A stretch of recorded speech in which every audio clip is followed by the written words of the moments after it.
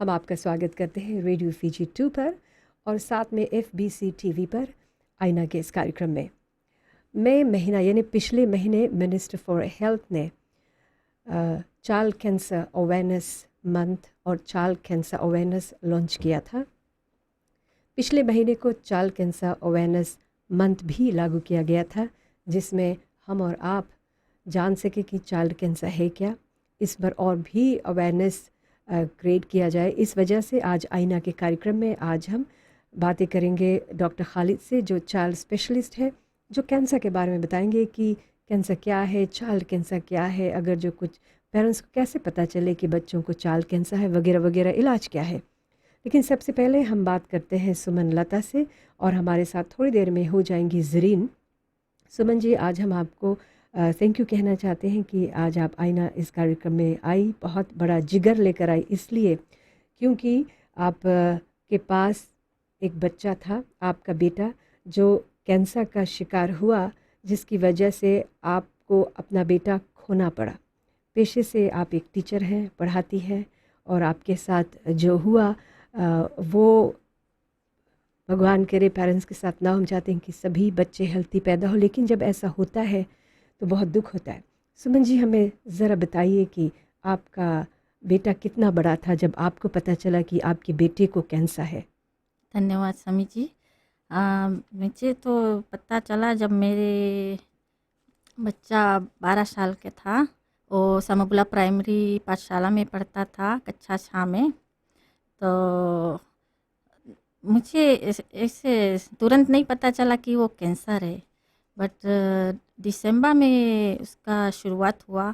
हमने देखा कि इसको गला में एक लम्ब सा था, यहाँ पर था, तो छोटा सा था। तो मैं सोची कि वो राइट हो जाएगा, बट फिर देखते देखते 2 हफ्ते में तो नहीं छोटा होता था, उसमें वृद्धि आने लगा उसका साइज़ में।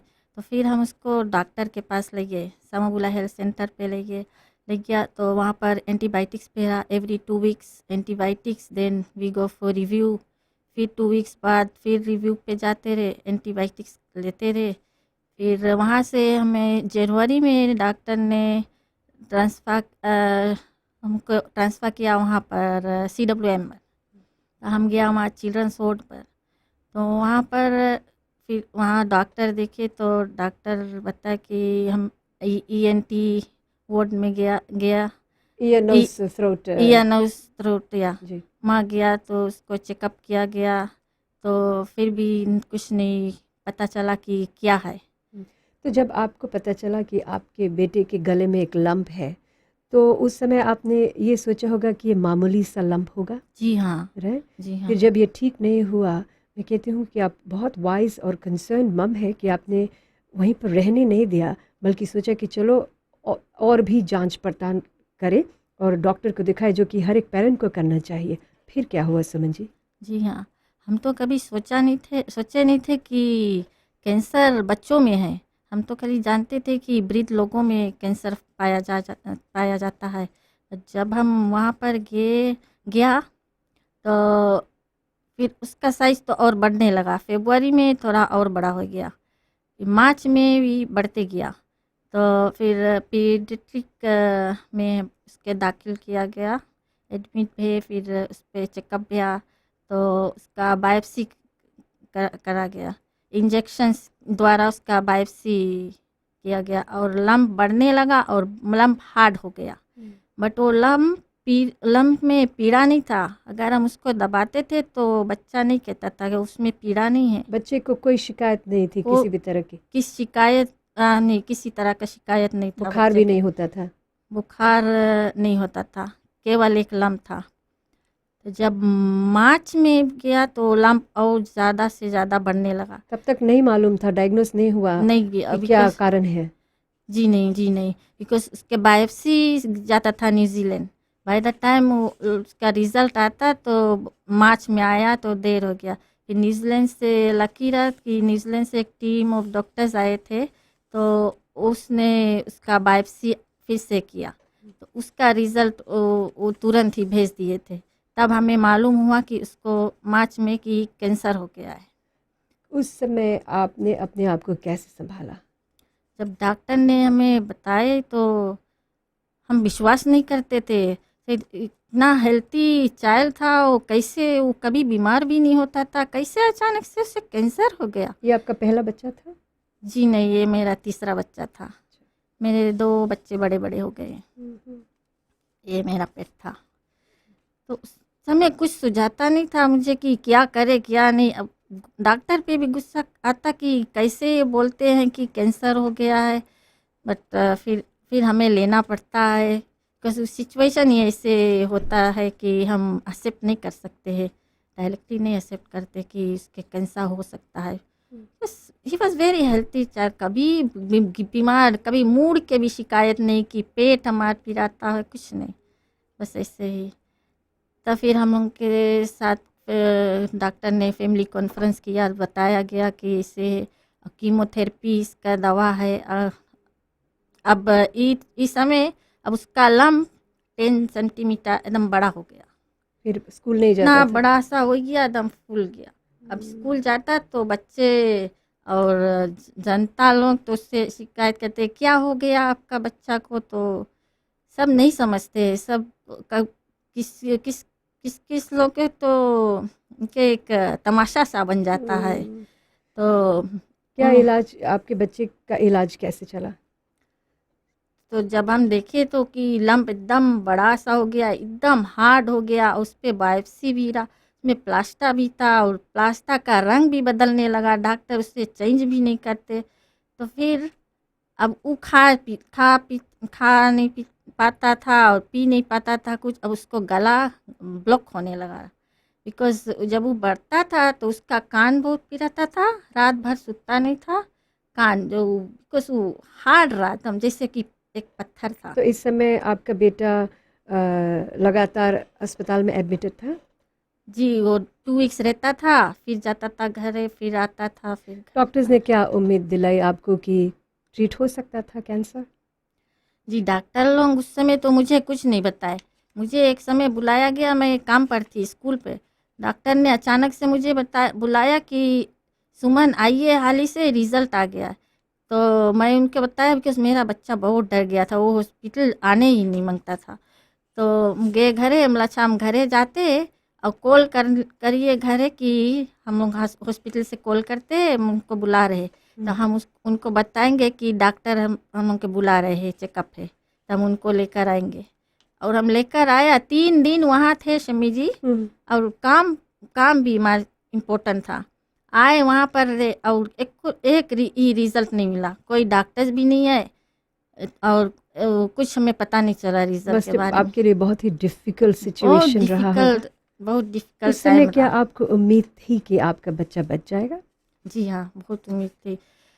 उम्मीद जब थी जब वो छोटा था, मैं तो खाली उसका इंतज़ार करती थी कि क्यों नहीं वो ऑपरेशन करके वो वाला चीज़ निकाल दे तो राइट हो जाएगा। लेकिन पॉसिबल नहीं था ये? जी नहीं, वो लोग वो कहते थे कि नहीं पॉसिबल, कीमो होगा। ओके, फिर उसके बाद क्या हुआ?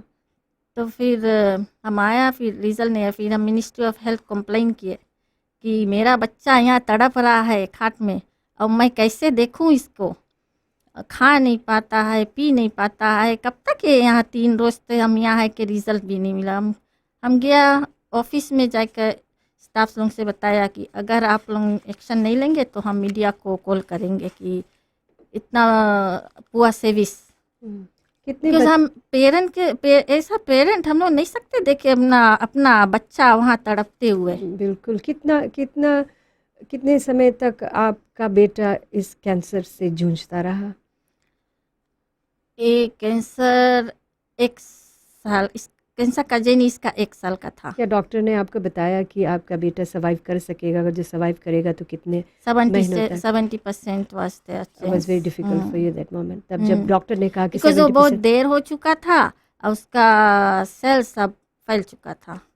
तो कीमो तो भैया उसके मार्च में, फिर उसका पहला जब हम मिनिस्ट्री ऑफ हेल्थ कंप्लेन करे तब डॉक्टर ने इसको कीमो स्टार्ट किया। अच्छा जी। तुरंत उसका कीमो स्टार्ट हुआ। पहला कीमो में कीमोथेरेपी तो इतना स्ट्रॉन्ग है कि हम लोग का बाल और सब झड़ने लगता है सब, ना? हाँ जी हाँ, आईब्रो आईलैशेस सब झड़ जाएगा, इतना सुमन जी, स्ट्रॉन्ग है। एक ब्रेक लेते हैं, फिर सुमन जी से और डॉक्टर खालिद से और बातें करेंगे। एक ब्रेक के बाद आपकी मुलाकात करवाएंगे एक मॉम से और उनकी बेटी से जो फ़िलहाल कैंसर से लड़ रही हैं। ब्रेक के बाद।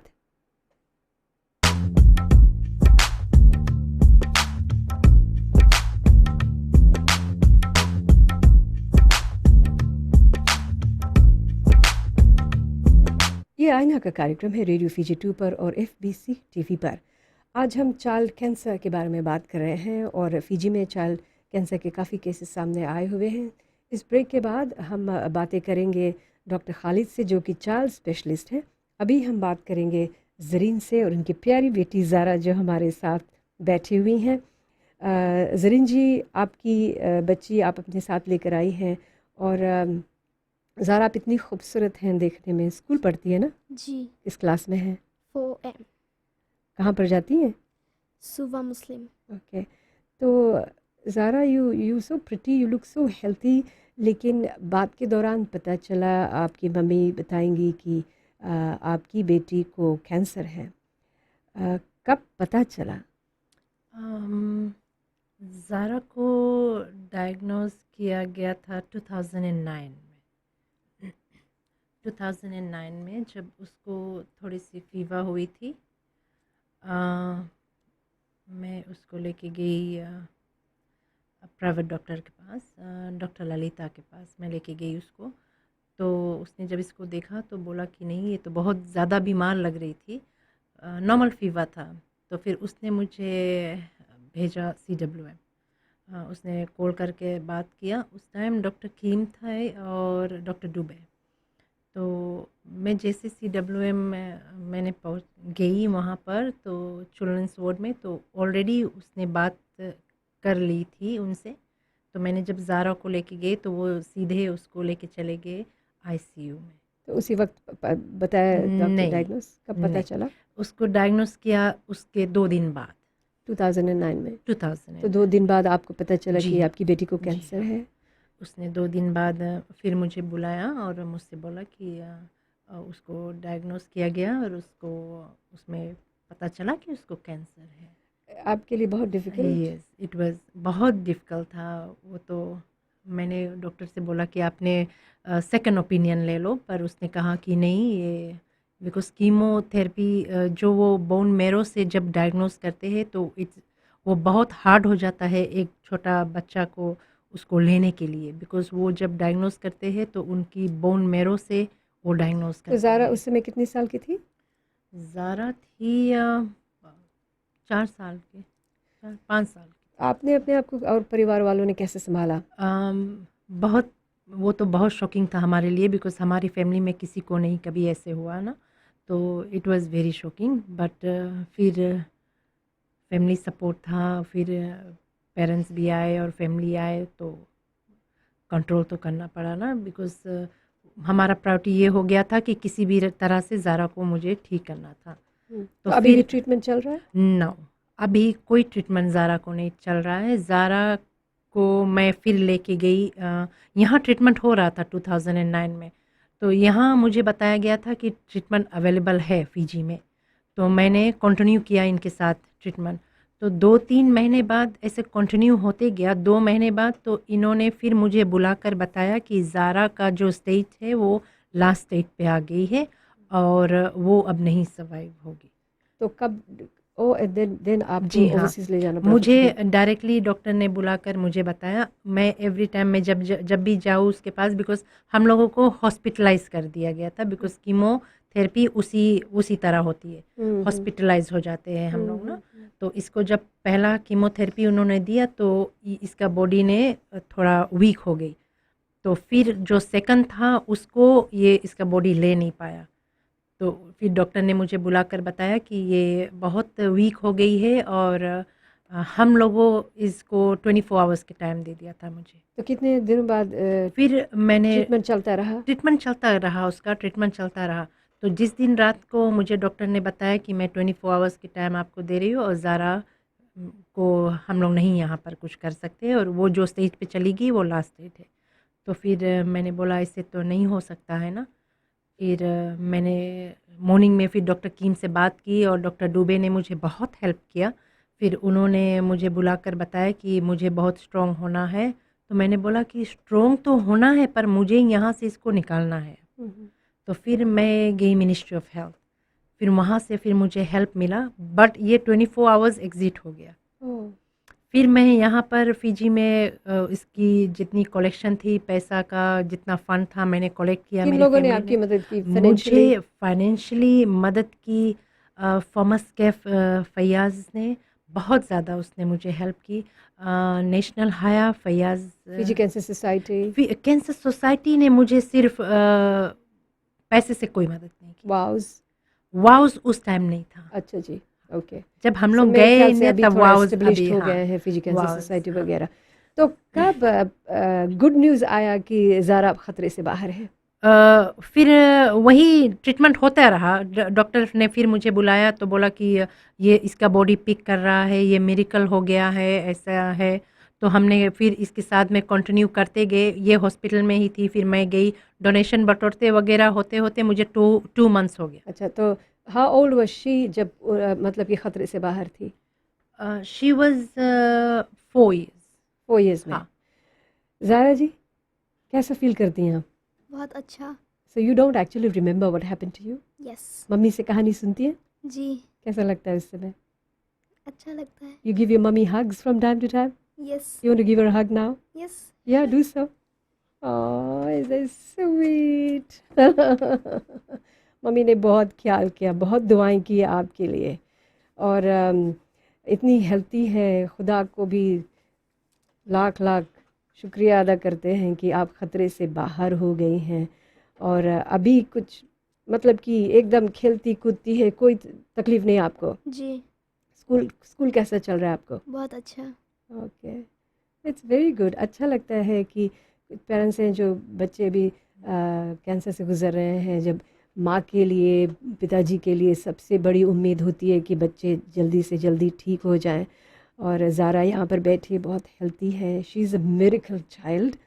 एंड बड़ी होकर क्या बनना चाहेंगी? डॉक्टर। अच्छा, किस फील्ड में स्पेशलाइज्ड होना है आपको? जनरल पेशेंट्स डॉक्टर, या आप भी एक चाइल्ड स्पेशलिस्ट बनने वाली हैं? चाइल्ड। चाची, तो डॉक्टर खालिद आपको काफ़ी इम्प्रेस करे मेरे ख्याल से। शबनम जी, आप हमें बताइए, जो पेरेंट्स अभी जिनके बच्चे कैंसर के शिकार हुए हैं या वो जूझ रहे हैं, उनके लिए क्या मैसेज देना चाहेंगी आप? मैं यही दुआ करती हूँ स्पेशली बच्चों के लिए कि अल्लाह ताला ऐसे किसी को नहीं होए ना, बट अगर जो है तो उसी की मंजूरी है। But parents we have to be, बहुत हम लोगों को हिम्मत रखना पड़ेगा। और उससे आगे तो मैं बस यही बोलूँगी कि हम लोगों को बहुत स्ट्रॉन्ग रहना पड़ेगा अपने बच्चों के साथ और हमेशा। माँ पर तो जो बीतती है वो बीतती है, Yes, बिकॉज जी हाँ। और ऐसे में हस्बैंड का सपोर्ट, फैमिली सपोर्ट, पेरेंट्स का सपोर्ट भी बहुत ज़रूरी है। जी हाँ, इसमें पेरेंट्स का सपोर्ट, हस्बैंड का सपोर्ट भी बहुत ज़रूरी है। कभी कभी तो ऐसे हो जाता है कि इस दरमियान में हम लोग फैमिली से दूर हो जाते हैं, हस्बैंड एंड वाइफ डिस्ट्रीब्यूट हो जाते हैं, क्योंकि हम लोग इस तरह से हॉस्पिटलाइज हो जाते हैं ना। तो ऐसे सिचुएशंस हुआ है, और फिर तो ऊपर वाला की मंजूरी है, जो कुछ होता है अच्छे के लिए होता है ना। अगर हम लोग कोई भी फैमिली में ऐसे होता है और हस्बैंड एंड वाइफ का सेपरेशन हो जाता है, पर हमारी प्रायोरिटी क्या होती है कि हम लोगों को दूसरा ज़िंदगी अपने लाइफ को कंटिन्यू करने के लिए मौका मिलता है, बट औलाद नहीं मिलेगा। हाँ, इस तरह मतलब कि अगर जो पति पत्नी में अनबन है जी तो अपने डिफरेंसेस को भूल कर अपने बच्चों पर ध्यान दे, फोकस करे और जी हाँ, उनके इलाज के जी लिए। हाँ। Thank you very much Zareen and प्यारी सी ज़ारा, इस कार्यक्रम में आने के लिए। जब हम बूढ़े हो जाएंगे तो I don't want to get that old, but I definitely know जब आप क्वालिफाइड डॉक्टर हो जाएंगे तो I will get old, right? So I might come to you, okay? Yes, sure. Thank you very much. आइना में एक break लेते हैं, ब्रेक के बाद डॉक्टर खालिद और सुमन से फिर बातें होंगी। नमस्ते।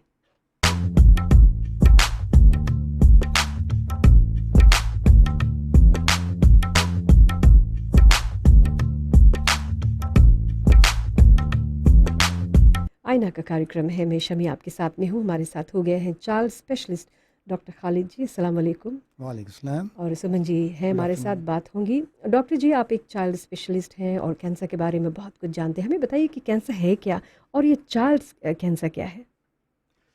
कैंसर नाम खुद बताता है कि ऐसी चीज़ है जिसके बहुत ज़्यादा शाखें हैं।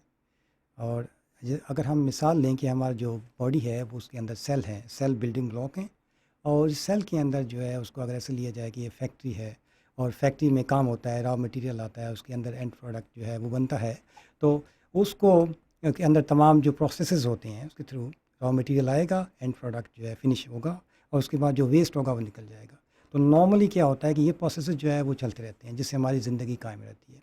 तो ऐसे होता है कि कभी कभी जो है वो ये जो नॉर्मल प्रोसेसेस हैं वो रुक जाते हैं। उसमें आपका जो वेस्ट प्रोडक्ट है वो बढ़ना शुरू हो जाता है, या आपका फिनिश प्रोडक्ट नहीं बन रहा, या जो सेल का जो कंट्रोल है वो ख़राब हो जाता है। जब उस कंट्रोल ख़राब हो जाएगा तो वो उसको आउट ऑफ कंट्रोल कहेंगे। जैसे नॉर्मल प्रोसेस में जो रिपेयर्स होंगे, जो डैमेज होगा उसको नॉर्मल तरीके से रिपेयर कर लिया जाएगा। और जब कैंसर का वक्त आएगा उसमें ऐसा होगा कि जो उसका कंट्रोल है वो ठीक नहीं रहा। इसका क्या हुआ कि उसमें जो प्रोसेस हैं वो रुक जाएंगे, उसका डिवीजन स्टार्ट हो जाएगा। उस डिवीजन को जो है वो किसी तरीके से हम कंट्रोल नहीं पाएंगे। तो बच्चों में और बड़ों में जब कैंसर होता है तो क्या डिफरेंस होता है? बड़ों और बच्चों में कैंसर बहुत ही मुख्तलिफ है। जो बड़ों में हम देखते हैं कि आमतौर पर जो कैंसर है वो कोलन का है, लंग्स का है, प्रोस्टेट का कैंसर है मर्दों में। जैसे लेडीज़ में ब्रेस्ट कैंसर है, इसी तरह लंग्स है और सर्विक्स का कैंसर है। तो इसमें ज़्यादा हम देखते हैं एपिथेलियल या जो ट्यूब्स हैं उसके अंदर से कैंसर जो है निकल रहा है। लेकिन बच्चों में हम देखते हैं कि ज़्यादातर एम्ब्रॉयनल है। जैसे बच्चे जो हैं वो शुरू से जैसे पैदाइश के साथ आ रहे हैं, उस पैदाइश में वो ऐसे जो टिश्यूज़ हैं जो कि जिन्होंने कुछ बनाना था, कुछ ऑर्गन को डेवलप करना था, वो वहीं रुक गए। एक जगह उनको स्टे कर लिया और वहाँ से उसने दोबारा जन्म लिया और कैंसर की रफ्तार लेने उसकी जो डिवीजन स्टार्ट हुई, जिससे वो कैंसर आगे से बढ़ना शुरू हो गया। जिसमें हम देखते हैं कि आमतौर बच्चों के जो ब्लड कैंसर है, जो इसी तरह बच्चों के जो बोन का कैंसर है, दिमाग का कैंसर है, और इसी तरह तमाम जो दूसरे कैंसर हैं जो कि सॉफ्ट टिश्यू से निकल जाते हैं, मसल से निकल आते हैं, नॉर्मल जो दूसरे जो सीमेंट करते हैं एक दूसरे को, उससे ये निकल आते हैं। तो इस तरह हम देखते हैं कि बच्चों का जो कैंसर है वो बड़ों से मुख्तलिफ नज़र आएगा। और इसी तरह जब हम देखते हैं रिस्पांस के लिहाज से कि बच्चों का जो कैंसर है वो बहुत फास्ट ग्रोइंग है। सुमन जी, आप अपने बच्चे को खो चुकी हैं थ्रू कैंसर, तो आपके बच्चे को किस तरह का कैंसर था? मेरा बच्चा का बेटिस लिम्फोमा कैंसर था। बेकिस लिम्फोमा कैंसर ये बोन कैंसर लम्प के द्वारा जी लम्प था। अच्छा जी। डॉक्टर जी, फिजी में कितने केसेस हैं, स्टेटिस्टिक्स क्या है बच्चों में कैंसर का, और क्या डोमिनेंट है? या बच्चों में हम 45 to 50 कैंसर केसेस एक्सपेक्ट करते हैं फिजी की जितनी पॉपुलेशन उसके लिहाज से। और उसमें हम देख रहे हैं कि 20 से 25 हमारे पास आते हैं जो हम डायग्नोज कर पाते हैं, और बाकी जो है वो या तुम्हारे पास पहुंच पाते नहीं हैं, या डायग्नोज नहीं हो पाते, या बाहर चले जाते हैं। तो उसमें नॉर्मली जो एक्सपेक्ट करेंगे 45 के लिहाज से। और जो अगर देखा जाए कि बच्चों में जो सबसे ज़्यादा कैंसर पाया जाता है वो ब्लड का कैंसर है, जिसे हम ल्यूकीमिया कहते हैं। तो ब्लड कैंसर की वजह क्या हो सकती है? इसका एक्सप्लेनेशन क्या आप अभी इससे पहले दे चुके हैं या कोई और खोज है? बच्चों का जो कैंसर है उसमें जैसे मैं पहले बताया कि बड़ों से मुख्तलिफ, बड़ों में इन्वायरमेंटल फैक्टर्स हैं, जैसे स्मोकिंग है, जैसे इन्फेक्शंस हैं, ईड्स हैं। लेकिन बच्चों में जो इन्फेक्शंस में इम्यूनिटी होती है, इम्यूनिटी बच्चों को फाइट करने के लिए तैयार करती है। जब भी बच्चों को इम्यूनिटी कमज़ोर होगी तो उसके अंदर जो है कैंसर की अलामत हो सकती हैं। उसमें हम स्पेशल देखा जो जेनेटिक मटेरियल है जो कि कोड होता है, जिसमें हम तमाम प्रोसेसेस होते हैं फैक्ट्री के अंदर जो काम चल रहे हैं, जिसको हम डीएनए कहते हैं। डीएनए का जीन होता है, उस जीन में कुछ जीन्स हमने अभी दरियाफ्त किए हैं जिनको ऑन्कोजीन कहते हैं। ऑन्कोजीन कैंसर जीन्स, ये कैंसर जीन्स नॉर्मली डॉर्मेंट होते हैं, जैसे सोए हुए हैं। जब भी बच्चे का इम्यूनिटी, बच्चे का कुव्वत फाइटिंग पावर वीक होगा, उसमें ये जीन्स एक्टिवेट हो जाते हैं। जब वो जीन्स एक्टिवेट हो जाते हैं तो वही टिश्यू जो सोया हुआ था वो स्टार्ट डिवाइडिंग और कैंसर की शक्ल इख्तियार कर लेता है। तो आउट ऑफ 10 अगर जो देखें तो कितने पेरेंट्स को इसका कंसर्न होना चाहिए कि बच्चों को कैंसर हो? 1 आउट ऑफ 10, 2 आउट ऑफ 10, कैसे पता लगाया जा सके कितना रिस्की है ये बच्चों में कैंसर होना? बच्चों में 1 ऑफ 10 नहीं कहेंगे, बच्चों में हम कहेंगे 1 in thousands के लिहाज से जैसे होता है इतना दिस नॉट दैट कॉमन, बाकी जो डिजीज़ ले जाएँ उसमें।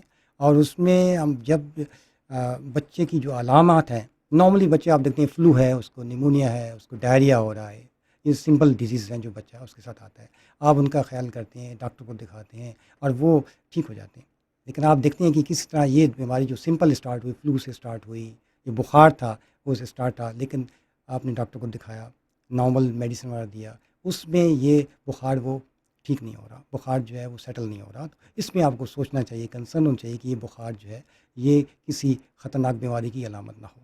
मतलब कि हम पेरेंट्स कभी-कभी नज़रअंदाज कर देते हैं, बच्चे को थोड़ा सा बुखार हुआ, अच्छा कोई बात नहीं, चलो दवा देकर ठीक कर देते। इस तरह से नहीं सोचना चाहिए, जी, जी हाँ। क्योंकि in this day and age कुछ भी हो सकता है। जी हाँ। तो मतलब कि आप पेरेंट्स को क्या सलाह देंगे? बच्चों को यही है कि जब भी आप कोई अलामत हो उस डॉक्टर को दिखाइए, अपने करीबी जब डॉक्टर ने उसको देख लिया और अगर जो है वो अलामत उसकी सही नहीं होती, बुखार है, कहीं उसको दर्द हो रहा है, तकलीफ़ है उसकी या कोई लंप है जो कि उसको तकलीफ़ दे रहा है, वो उसको दिखाइए। डॉक्टर उसकी नॉर्मल जो है उसको एक कॉमन डिज़ीज़ समझ के उसका इलाज करेगा। आप उसका मेडिकेशन दीजिए, आप उसको दोबारा असेस कीजिए, देखिए कि उसमें कोई फ़र्क नहीं पड़ा तो दोबारा लाज़मी उसी डॉक्टर के पास जाइए, ये जो आपने दवा दिया था इससे बच्चे में कोई फ़र्क नहीं पड़ा।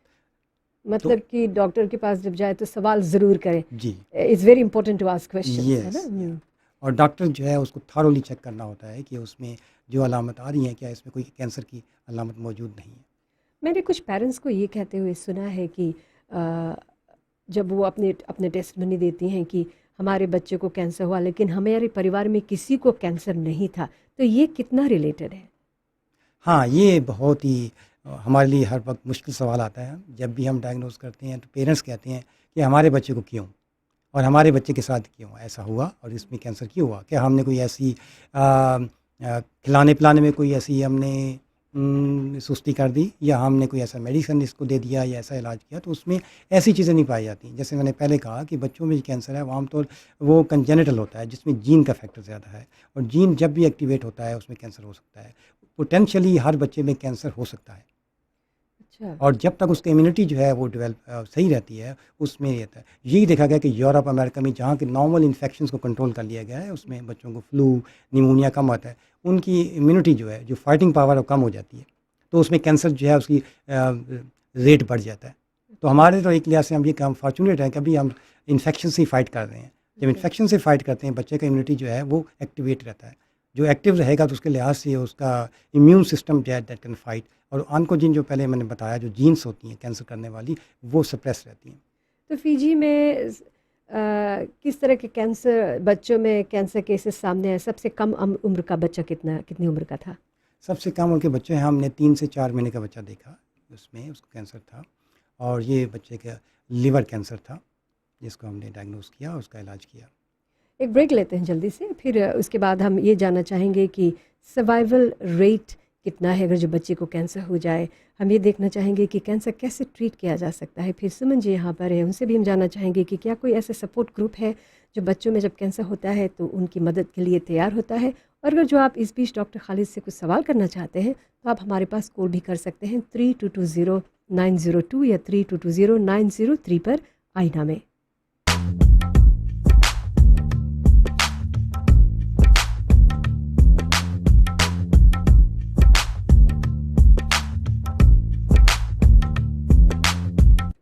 ये आईना का कार्यक्रम है और आज हम बात कर रहे हैं चाइल्ड कैंसर और चाइल्ड कैंसर अवेयरनेस के बारे में। डॉक्टर खालिद जी जो कि चाइल्ड स्पेशलिस्ट है हमारे साथ हैं, सुमन जी जो कि पेरेंट है जिन्होंने अपना बच्चा खोया है कैंसर में, वो भी साथ में है और भी बातें करेंगे। तो डॉक्टर जी ये बताइए कि सर्वाइवल रेट फिजी में कितना रहा है जिन बच्चों को कैंसर है था? अगर हम थोड़ी हिस्ट्री में जाएँ 10 साल पहले फिजी में सर्वाइवल रेट ख़ासतौर पर हम जब भी कैंसर की बात करते हैं कि ल्यूकीमिया जो सबसे ज़्यादा कॉमन है और इसी पे हम सर्वाइवल रेट की बात करते हैं कि उसमें कितना ज़्यादा आपने एडवांस किया है। तो 10 साल पहले जो हमारा सर्वाइवल रेट था वो था लेस दैन 20%। जैसे बच्चे हमारे पास आएंगे 100 आए तो उसमें से लेस दैन 20% बचेंगे और आज जो है हम ये कह सकते हैं कि हमारा मोर देन 50% है, बल्कि we are approaching 60%। It's good. या तो ये 2008 से जो हमारा ट्रीटमेंट और कैंसर सिस्टम स्टार्ट हुआ तो उसमें अभी हम बाद में बात करेंगे तो उसमें हम बता सकते हैं हमने क्या एडवांसमेंट की है। तो ये कैंसर अब पहले 10% था, 20 था, अभी 60 है, मतलब कि काफ़ी तरक्की हुई है और काफ़ी होप है। क्या इसका ट्रीटमेंट और इलाज अभी सही तरह से हो रहा है? अगर जो किसी किसी को पता चले कि उनके बच्चे को कैंसर है, तो कितनी उम्मीद रहती है कि बच जाए? जी, कैंसर ल्यूकीमिया जैसे मैंने बताया कि ल्यूकीमिया के जो survival advanced centres like Europe, Australia, America की बात करते हैं तो ल्यूकीमिया को हम लेते हैं अराउंड 90% सर्वाइवल रेट, और उसी में हम अपने फिजी का जो अभी हम कंपेयर करते हैं तो we have reached up to 60%, around just 60%। तो उसमें हम इतना ज़्यादा अभी पेरेंट्स को, फिजी के बच्चों को ये रेट बता सकते हैं कि हम इस पहुँचे हैं। और ये इसलिए हुआ है कि हम कीमोथेरेपी या मेडिसन या इलाज तो वही है, उसमें जो मेन होता है कि आप कैसे कोऑर्डिनेट करते हैं अपने आप को, कैसे वो स्किल को लेके और उसको मेडिसिन को कैसे आप डिलीवर करते हैं, और साथ आप कितनी सपोर्ट सर्विसेज आपके साथ हैं। ये तीनों जब चीज़ें हम कंबाइन करते हैं तो उसमें आप अपना सर्वाइवल रेट बढ़ा लेते हैं। और इसमें मैं सबसे ज़्यादा ये बताना चाहूँगा कि 2008 से हमारा जो है वो New Zealand Christchurch hospital, cancer hospital के साथ ट्रेनिंग प्रोग्राम चल रहा है, जिसके वजह से हमने ये तमाम अचीव किया है। अच्छा, मतलब कि फ़िजी उतनी तरह से पूरी इक्विप्ड नहीं है, इसीलिए दूसरे देशों का सहारा लेना मतलब कि पार्टनरशिप ज़रूरी है। इक्विप्ड आप ये कह सकते हैं, स्किल्ड और सब चीज़ें जो है जो एक कैंसर हॉस्पिटल जब आप उसको बनाते हैं उसमें तमाम चीज़ों को आप मुहैया करते हैं, प्रोवाइड करते हैं उसमें। तो फिजी के पास तो सेपरेट कैंसर हॉस्पिटल नहीं है, फिजी के पास जो भी रिसोर्सेज हैं उसी को लेके हम चल पड़े हैं। उसको लेके हमने उनके साथ पार्टनरशिप भी है कि जो भी आप ट्रीटमेंट प्लान करते हैं वो उनके साथ डिस्कस करते हैं। तो आप इस तरह समझ सकते हैं कि आपकी जो ट्रीटमेंट है बच्चे की वो न्यूजीलैंड में हो रही है, क्योंकि जब भी आप जब डायग्नोज करते हैं तो हम वीकली थ्रू टेली कॉन्फ्रेंसेस उनसे डिस्कस करते हैं। तो आप वहाँ के डॉक्टर्स, वहाँ के स्पेशलिस्ट, इनका बहुत ज़्यादा एक्सपीरियंस है, अपने जो कैंसर स्पेशलिस्ट हैं बच्चों के ख़ास तौर पे, तो उनके साथ हम पूरी डिटेल के साथ बच्चे के साइंस सिम्टम्स से लेके इन्वेस्टिगेशन से लेके और ट्रीटमेंट पूरा प्लान करते हैं, जिससे जो बच्चे का सर्वाइवल वो बहुत बढ़ जाता है। तो बच्चों का ट्रीटमेंट यहाँ फ़िजी में होता है या कि पेरेंट्स को अपने बच्चों को रिमूव करके न्यूजीलैंड ले जाना पड़ता है? इसमें सबसे अच्छी बात है कि बच्चे की सारी ट्रीटमेंट जो है वो फिजी में होती है। अच्छा जी। कंसल्टेशन जो है ओवरसीज़ होती है, उनके साथ हमारा सारा होता है, और उनके साथ जो हमारी जो ट्रीटमेंट चल रही होती है उसको हर एक चीज़ को वॉच कर रहे होते हैं कि हाउ वी आर परफॉर्मिंग। चलो, अच्छी बात है कि इक्विप्ड है फ़िजी के जो अस्पताल हैं। आपने कहा कि स्पेशलिस्ट का होना ज़रूरी है, और जैसे आप लोग ओवरसीज़ कंसल्ट करते हैं डॉक्टर्स को, वहाँ पर पूरे कंसल्टेशन लेकर यहाँ बच्चों को ट्रीट करते हैं, इसीलिए सर्वाइवल रेट जो है वो अब 60% हो गया, यानी कि इतने अच्छे रिजल्ट्स आपको मिल रहे हैं। तो वहीं पर आपने एक बात ज़रूरी कही कि सपोर्ट ग्रुप का होना बहुत ज़रूरी है, फाइनेंशियल सपोर्ट का होना ज़रूरी है। सुमन जी, आप एक पेरेंट यहाँ पर हैं, जब आप इस बैटल से जूझ रही थी, आपका बच्चा जब कैंसर से गुजर रहा था, तो ट्रीटमेंट तो खैर चल ही रहा था उस समय, सपोर्ट ग्रुप कैसा था? क्या आपको उस तरह का सपोर्ट मिला फ्रॉम अदर सपोर्ट ग्रुप्स? जी नहीं शम्मी जी, उस समय तो हमारे पास कोई भी नहीं था, हम तो अकेले थे। अभी का पेरेंट लोग बहुत लकी है कि उनके साथ हम चल रहे हैं, तो हम लोग अपना स्टोरीज उनसे शेयर कर लेते हैं, तो वो जानते हैं कि किस तरह से हमने गुजरना है। तो हमें स्ट्रॉन्ग हो जाना चाहिए, हिम्मत जुटाना चाहिए। बट हम लोग का वो दवा वगैरह कीमोथेरेपी का स्ट्रॉन्ग है, बल्कि वो उनको हमको लेना चाहिए, तभी हम लोग को बच्चों को ठीक होगा। तो अभी जिस तरह से बच्चों का इलाज होता है, अभी जैसे काफ़ी रिसोर्सेज अवेलेबल हैं, तो क्या सपोर्ट ग्रुप भी उसी तरह का है? काफ़ी मदद मिलती है बाहर से? जी, बाहर से भी सपोर्ट ग्रुप की अब हम लोगों ने सपोर्ट ग्रुप फॉर्म करा है 2012 में। मैंने अपना बच्चा तो खोया 2010 में, तो हम 2012 में सपोर्ट ग्रुप फॉर्म किया है। तो फिर वहाँ से हम फ़ंड रेजिंग वगैरह करते हैं, तो वही फ़ंड रेजिंग से हम चलते थे। बट अभी तक तो फ़िलहाल वैसे कुछ सपोर्ट नहीं मिला है, बट मिले हैं। But Fiji cancer society is there. हम बहुत खुश है कि फिजी कैंसर सोसाइटी है वहाँ पर, कि कुछ बच्चों को जब ओवरसीज़ ट्रीटमेंट के लिए जाना पड़ता है तो फुली सपोर्टेड है फिजी कैंसर सोसाइटी के साथ। एक ब्रेक लेते हैं, फिर उसके बाद देखेंगे कि फ़िजी में अन्य सपोर्ट ग्रुप्स और क्या है, और doctor Khalid ji coping with cancer, parents को किस तरह से काउंसिल किया जाता है वगैरह, इस पर हम बातें करेंगे। आप आईना के इस कार्यक्रम में हैं। आज हम बातें कर रहे हैं चाइल्ड कैंसर अवेयरनेस के बारे में।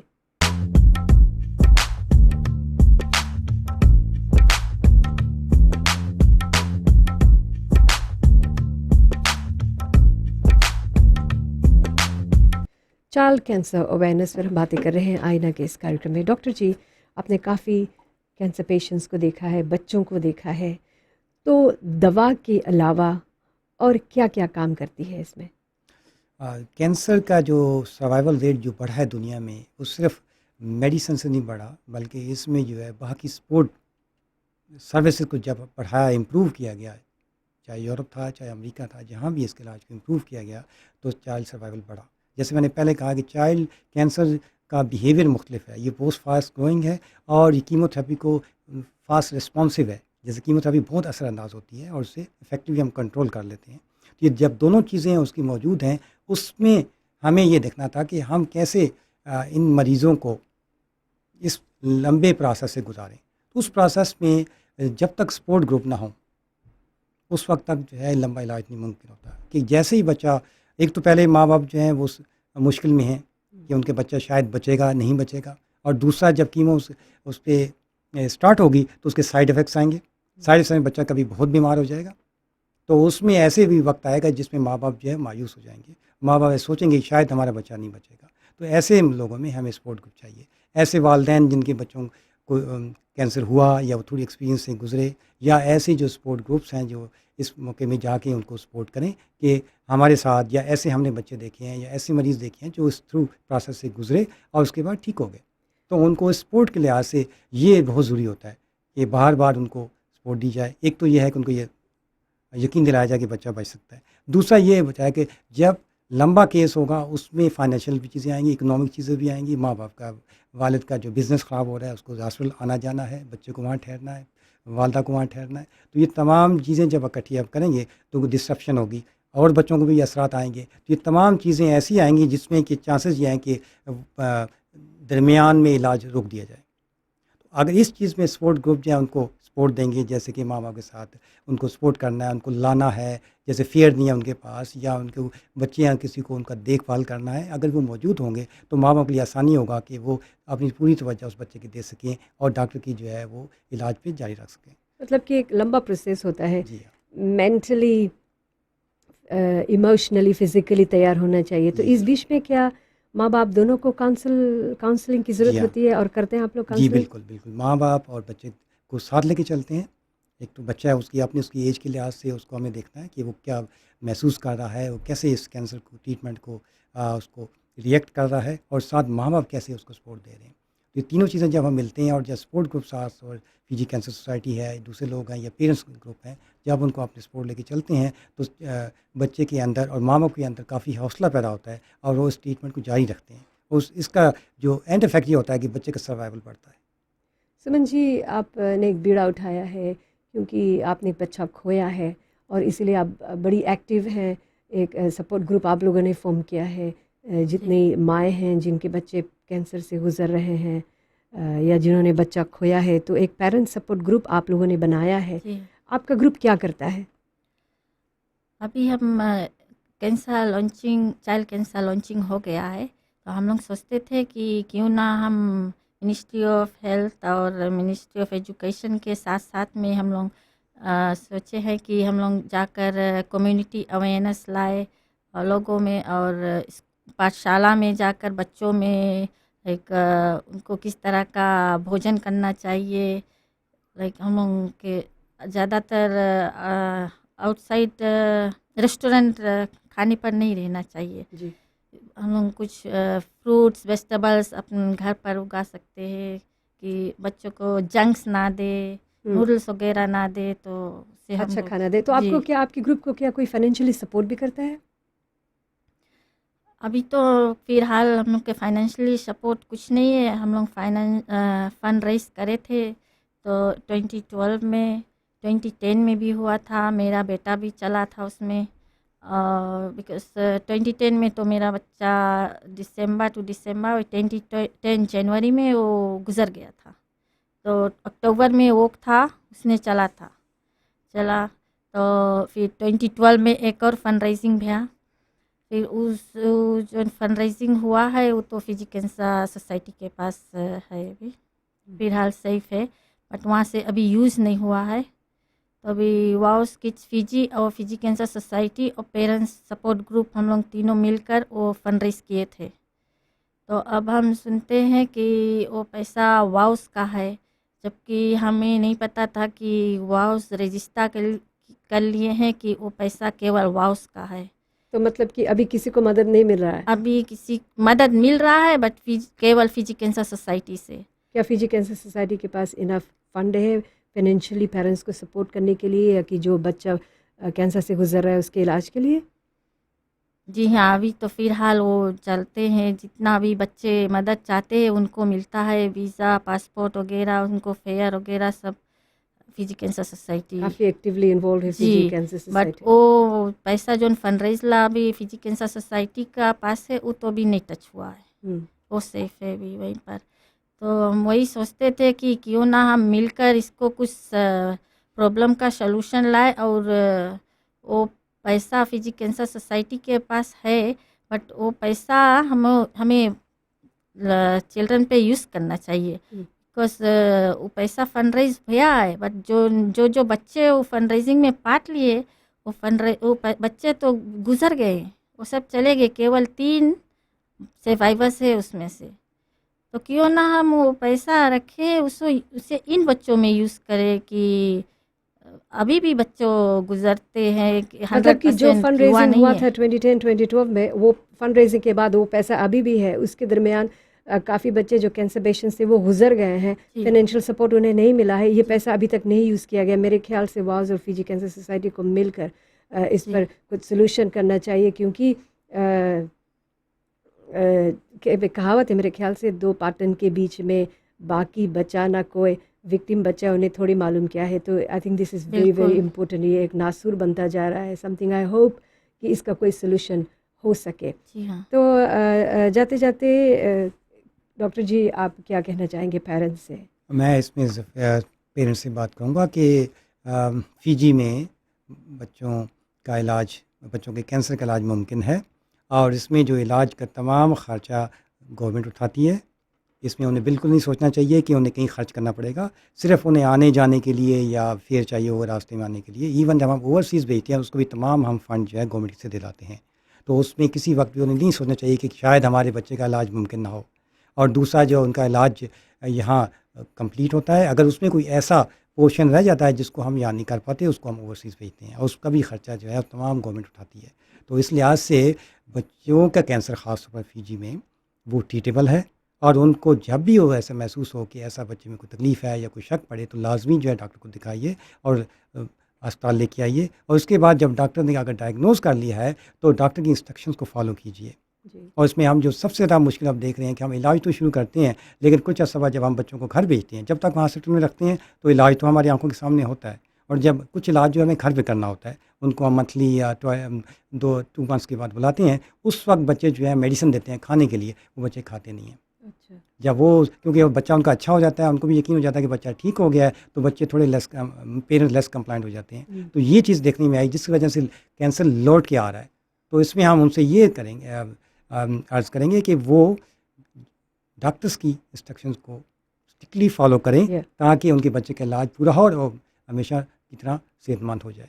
क्योंकि ये सबसे बहुत बहुत ज़रूरी है, और आशा है कि इस पर आप ज़रूर गौर करेंगे। डॉक्टर जी, इस कार्यक्रम में आने के लिए धन्यवाद। Suman ji, thank you very much. Child cancer awareness पर आप दोनों जो काम कर रहे हैं वो सराहनीय है, और हमें उम्मीद है कि आज जितने भी पेरेंट्स हैं जो आप सुन रहे हैं, आपने काफ़ी कुछ ज्ञान हासिल किया होगा। और अगर जो आप मदद करना चाहते हैं, जो कैंसर पेशेंट्स हैं, और जो ग्रुप आपने सपोर्ट किया है, उनको आप संपर्क कर सकते हैं, मुझे संपर्क कर सकते हैं, मैं उनका कॉन्टेक्ट आप तक पहुंचा सकती हूँ। मिलते हैं अगले सप्ताह आईना में। नमस्ते। बहुत शुक्रिया। धन्यवाद।